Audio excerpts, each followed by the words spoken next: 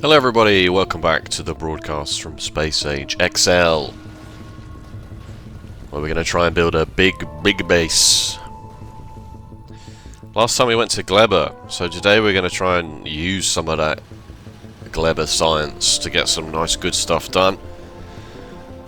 And we'll see what else transpires. Probably going to Vulcanus, I would imagine. Thanks again for all the continued support. If you want to do the old like, comment, subscribe for me, that would be great. And we'll jump straight into it, shall we?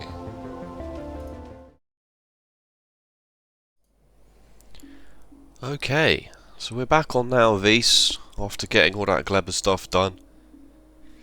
The chicken base is doing its thing.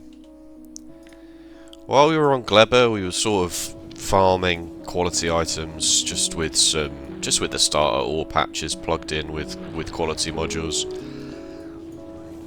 So I've started to build some stuff with that, just so that we can use it to make maybe some exoskeletons or some robo frames or just whatever, just some cool stuff. Basically, I'm not belaboring it too much. So with the agricultural science packs from Gleba, we can do advanced asteroid processing, which is pretty useful in the long term. But obviously the main thing that you want is you want to get some capture bot rockets so that you can get biter eggs, so that you can get biolabs. Biolabs are so strong, one of the main reasons to go to Gleba at all, let alone early, is to get these biolabs, because they have 50% science pack drain, so they just double your science per minute just for free. So we can do that. We'll have to bring some bioflux back from Gleba, but that's easily done.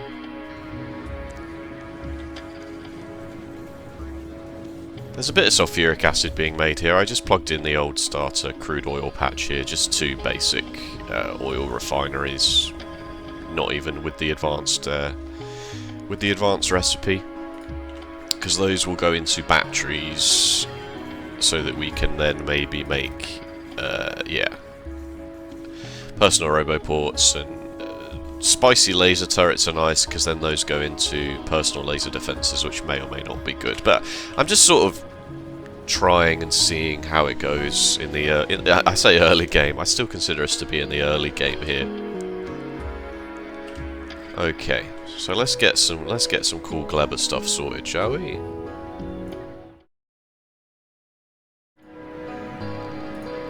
Okay, so the Gleba shuttle is bringing us back some bioflux. I've set this up just with a simple circuit condition, so this inserter will insert bioflux into this box only when there is a spaceship orbiting Gleba that has a request for bioflux. That way you don't just sort of have 500 bioflux in a box decomposing. I've also changed the minimum payload for this just for 200, just for now, because one capture bot rocket is only 20 bioflux, and we literally only need 2 because we are going up here. Oh, and some actual bioflux itself, and the rest of this bioflux to capture these biter spawners up here, and we'll get some of the eggs, and it will all be good. I've got some laser turrets on me. Probably should put some gates down. So these laser turrets, I just sort of, sequestered these biter nests. Completely ethical, don't worry about it. So these laser turrets are just set to shoot everything that's not an actual biter nest. Just to make sure that these, you know, stay fine. And then we'll just capture these bad boys, shall we, with the capture bot rockets. They take a few minutes to get sorted, and then we can start farming biter eggs. That'll give us the trigger technology to actually make the biolabs. We've got the uranium set up already, we just need more capture bot rockets by getting more bioflux from Gleba. But then it's all good.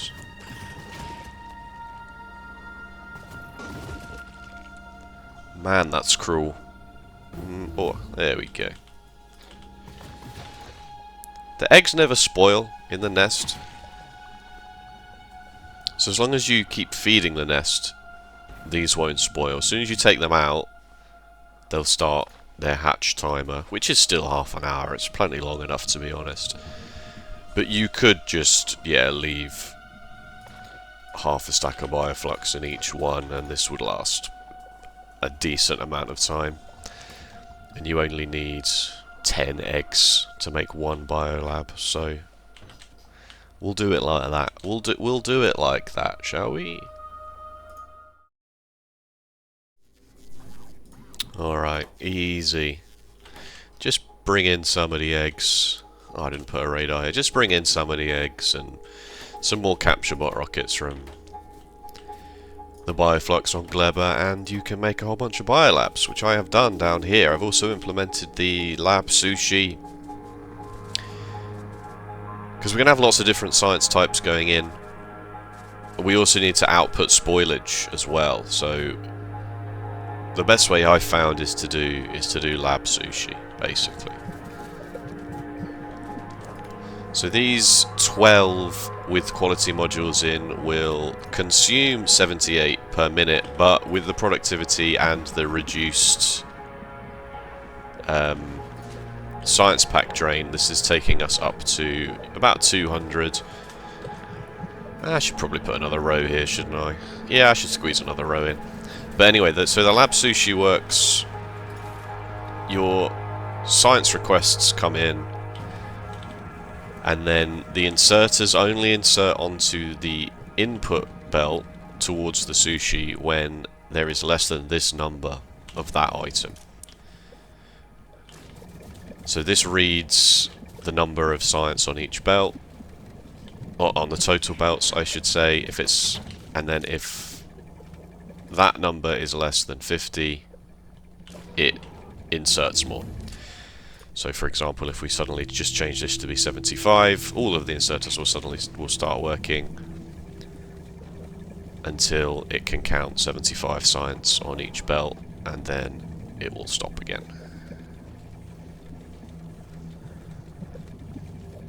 This saves you from having to do lots of belt nonsense, like 3 belts, 4 belts eventually. You know, it's just nice. Also, it's very colourful. I like it. I like it to be colourful. Maybe we should make these blue belts as well. But anyway, okay. So we can start ploughing through some of the Gleban sciences. Epic quality. Epic quality will be quite good because it will just sort of naturally happen down here. The quality is a bit counterintuitive in that... No, that's not what I wanted.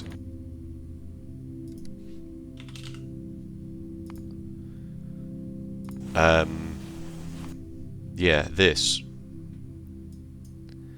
It's got a 10% chance to upgrade every time. So it's got a 10% chance to go from normal to rare. And it's got a 1% chance... the reason it's got a 1% chance to go from normal straight to... sorry, to uncommon... to jump over uncommon and go straight to rare is because these 3 quality modules add up to 10%, but the baked-in chance is also 10%. They really should use a different number in this chart, because this happens to add up to 10%, but the behind-the-scenes 10% reroll chance is never ever going to change. So, let's try and explain this slightly more clearly. This has a 2% chance to... get my draw on screen thing out. So it's going to be down here. This has a 2% chance to upgrade the quality due to the quality modules that have 1% and 1%. If that 2% roll succeeds, there is then a 10% it does another roll, and that is a 1 in 10 chance that that roll succeeds and upgrades it again. Which is why you can input normal quality things and output blue quality things on a much more... So this isn't a 2% nested, this is not 2% and then another 2% roll, because that wouldn't explain why we're getting quite so many of these it's a 10%, it's a 2%, but then a 10%. So it's 2 in every 100, and then it's also, oh god, maths? It's 2 in every 100 come out of the miners, and then they get smelted, but then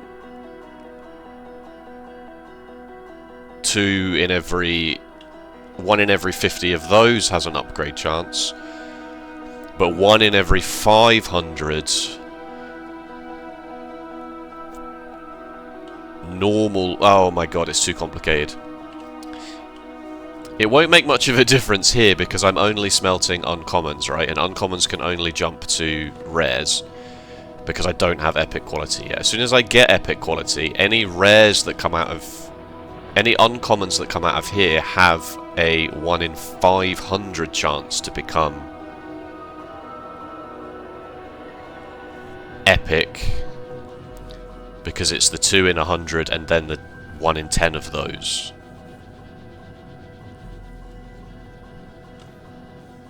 I've not made this very clear, but hopefully I've made it slightly clearer than it was before. Probably not. Probably not. Okay. What's next then? Okay, flashing images warning here, just briefly. There's a mod called Disco Science that makes your labs go all bright colours. But it's not compatible with biolabs, at least not the last time I checked.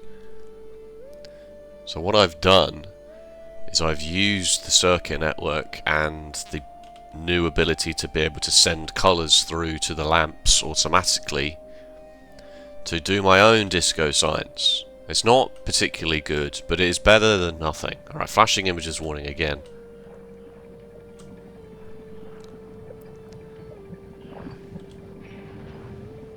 The decider combinators just send an output signal that ties itself to the colour of the science pack in this cell, and then that just colours all of the lights. It's much better in the daytime. At night time, if you get the perfect combination and it goes white, if it's all 3 additive colours and it goes white, suddenly the whole thing flashes really bright because the white lights have a lot more luminescence than any of the colours for some reason. It is what it is. And yeah, I added an extra cell on the thing here, so this is in the... this whole cell is in the blueprint book for you, linked down in the description, of course. And now that we're up to... yeah, now that we've got 12... all with different, productivity modules in. This is 91 a minute with the productivity and the science strain is like a maximum of 250, 300 or something, which we don't make that much, but it's a good start. It's a good start. Okay, we are currently building another space shuttle to go to Vulcanus. I mean, we've already built it. I spent a long time waiting around for this space shuttle to be finished, and while I was waiting around I expanded the base and the defensive perimeter. The walls on the landfill look different, don't they, to when they're on the... if they're a dead end on landfill, they look different. I just wanted to be sure, and I needed, as I say, I needed something for the robots and stuff to do. We were kind of just sat around doing nothing, and this did take quite a large toll on the base. It caused a huge power spike, adding all those roboports and charging all those roboports. A humongous power spike, and as such, I added another nuclear module down here. I've also changed this design slightly to just incorporate more steam, just to give the steam battery a bit more of a backlog. I've not changed like the setting for when to insert more fuel, but I've just added some more steam pipes, steam tanks here, just because I can. And did I update that in the blueprint book? I did not. Let's do that now while we're here, shall we? Oh god. This one, I guess. Oh no, I'm gonna have to... Such a pain. Oh, I can take all of these out and all of these and just re-add this one, right? Is that correct? Oh, I wish this were easier. I wish this was slightly easier than it is. There we go, that's fine. Yeah, that's right, that's right. Okay, good. So what we take into Vulcanus then? We're taking basically everything we took to Gleba, but we need to take some lubricant. Because lubricant is used to make the foundries, and we obviously want the foundries ASAP.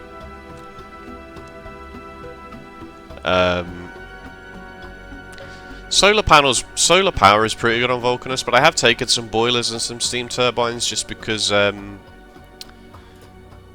steam is used in... It's quite... acid neutralization, that's it. It's quite easy to get a lot of steam through acid neutralization, so we'll take some just in case we need it, but I'm not sure that we will. I'm not sure that we will. And various other goodies, So, I think we're pretty happy with how Nalvis is for the moment. We can leave this. Are these turrets actually killed anything yet? Yes, they have! 9! This turret has 9 kills. It's finally absorbing the pollution. Oh, and now that epic quality is done, yeah, you can see we are getting slightly more than you would expect from these. I've added some more steel, yeah, some roboports, some personal battery Mark IIs, which can't show you my armor at the moment because I'm in the spaceship, but I will show you it when we land. So yeah, and then I thought I was all ready, I went into the spaceship, I made a save file, I was ready to go, forgot to actually do the research, didn't I? So, that's funny. So let's actually research the ability to go to Vulcanus, and then we'll be sorted.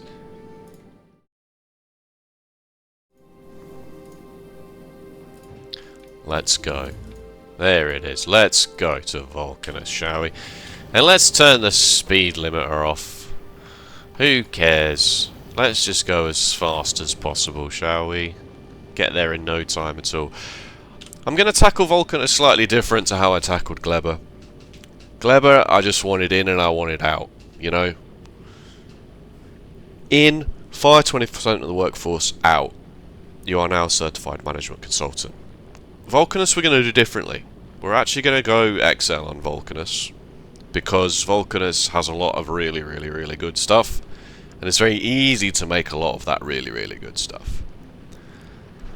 So I want the shipyard to be on Vulcanus, for example. It's much easier to get a lot of steel and copper to make the space platforms on Vulcanus. And basically everything else that you're going to want to put on a spaceship is...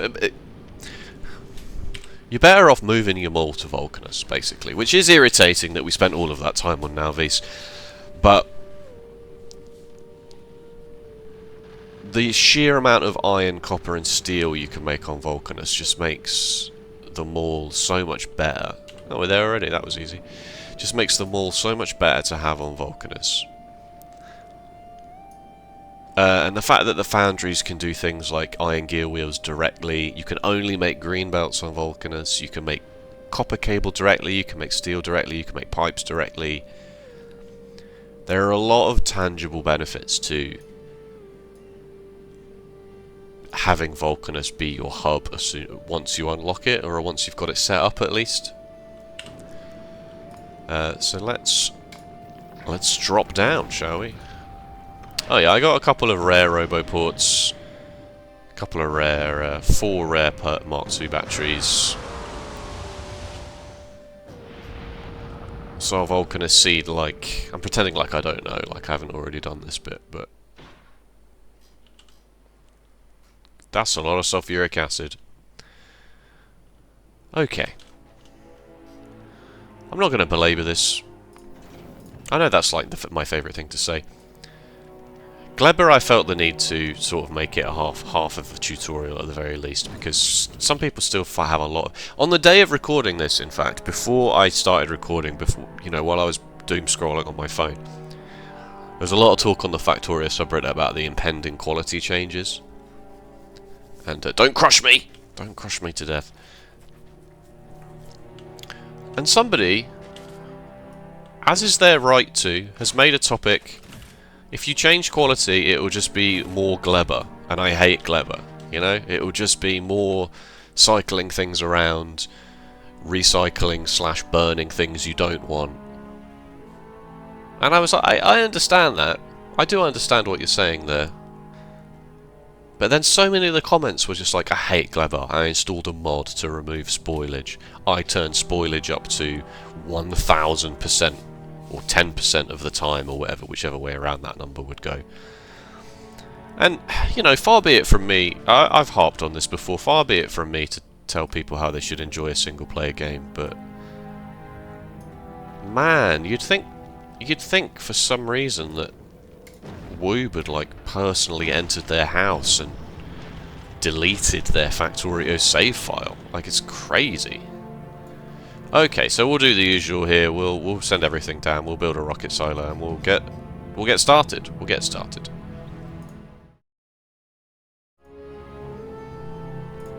Oh, that Vulcanus music. It's good. It's good, everybody. Solar power is very good on Vulcanus. What is it, 400%? 400% in atmosphere, 600% in space. Case to be made for redesigning the solar block then, so that the ratio is a bit different here, because you obviously could get away with 4 times less solar panels and much more accumulators. But I didn't do that. I'll do that another time. The pump mod here coming in clutch to sort together all of this sulfuric acid patch, prevent unwanted manual placement, pump placement, and we'll get the first foundry. First foundry you have to unfortunately make in an assembler, but don't make more than one in an assembler for whatever you do. Unbarrel the lube. Take all of this away. You can make foundries in foundries, and they have 50% base productivity, so once you've got the first foundry, just simply swap it out for a foundry. And make more foundries. There you go.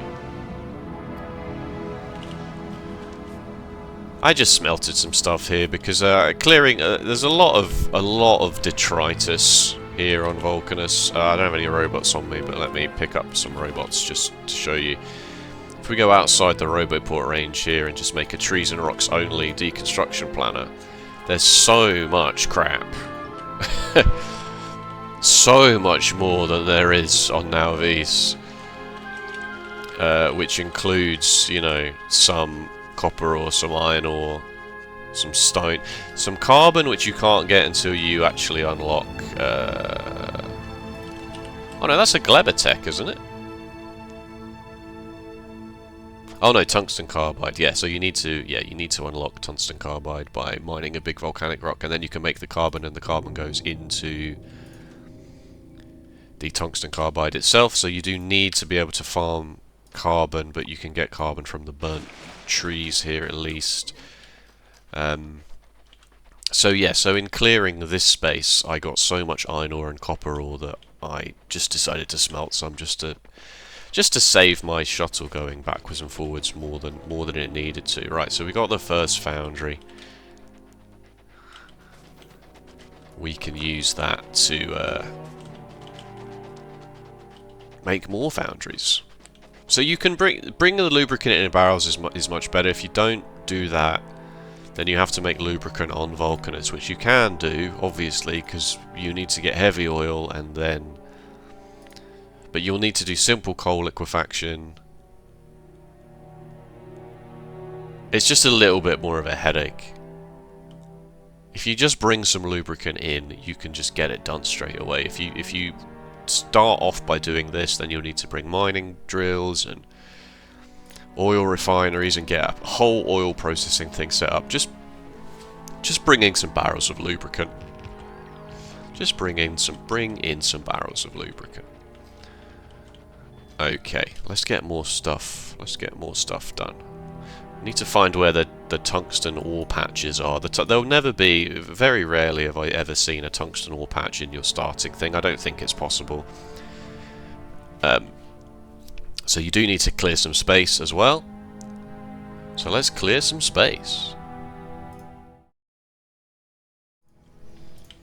Alright, I'm bootstrapping myself here slightly more than I anticipated doing on Vulcanus, but I am. So I've got a whole bunch of foundries here. And all they're doing is outputting piercing rounds. Being able to get piercing rounds out of basically the lava is very, very nice.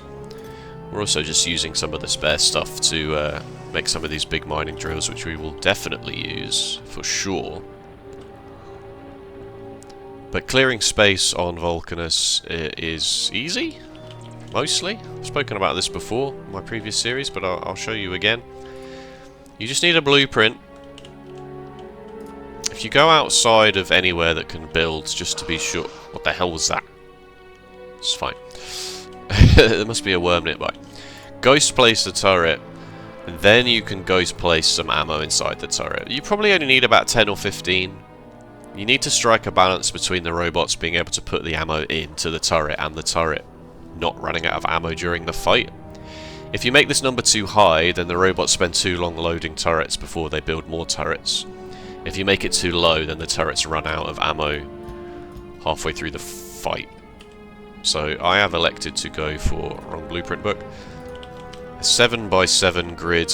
There you are, 7x7 grids. I think there's 25 in each.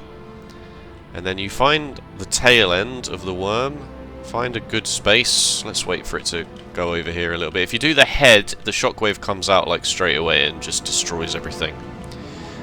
If you attack the tail, the shockwave from the head doesn't reach you before it causes any problems, slash the worm is just dead. In fact, I could probably just place this, turn my roboport off, and do it like this. It's probably slightly better. Alright, this'll do.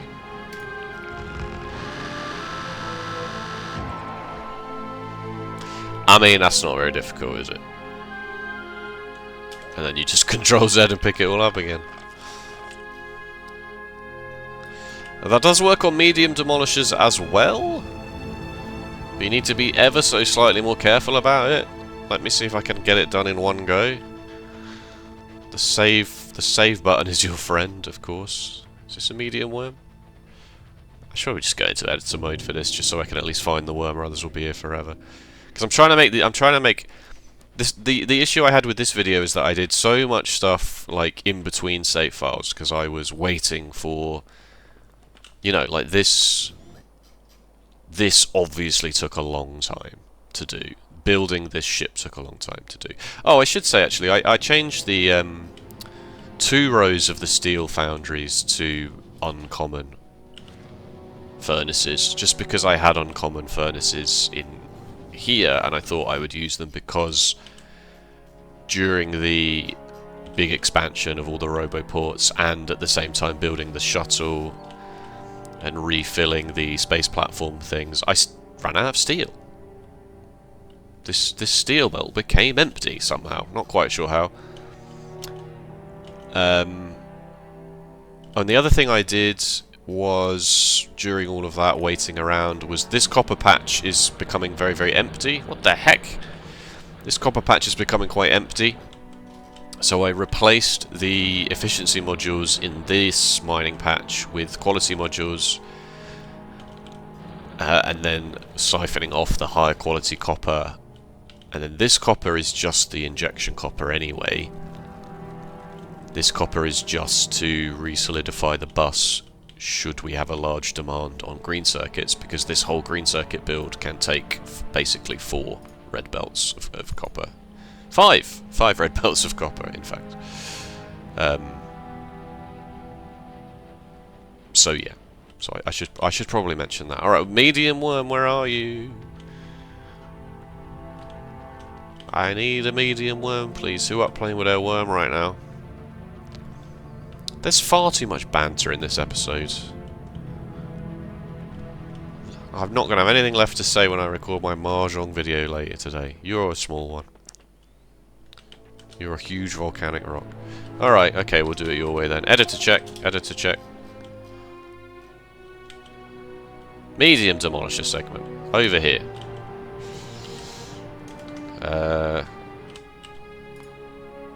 Play. If I come out of editor mode, will I be stood where I was? Yeah, no. Thought maybe I'd magically teleport. Let me drink some of my tea while we mosey on over here. Ah, it's gone cold. Yes, so you can do this with a medium demolisher, this strategy as well. The only thing you have to do is refill the turrets at some point. This should be fine.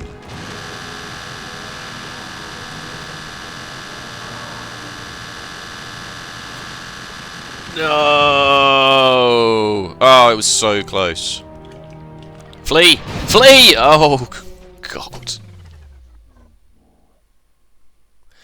It can be done, trust me.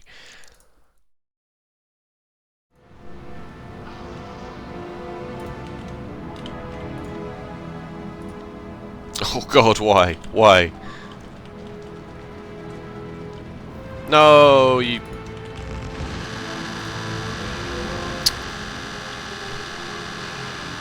I messed it up.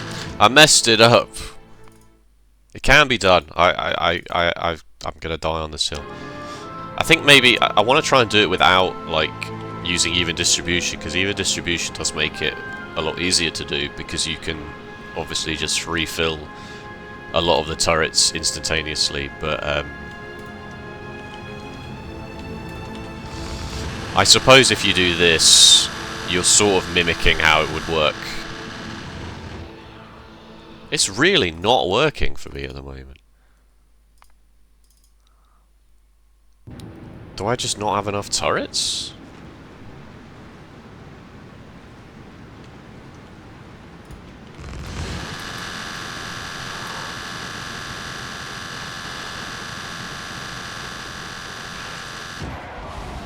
Oh! It's fine. Basically do it like that, but don't suck.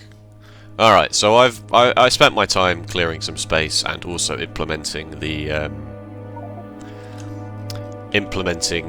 radar coverage system from Nauvis, the one that we know and love, to also just make sure I can see everything that's going on. I've cleared loads of space. These are the tungsten ore patches we're going to use.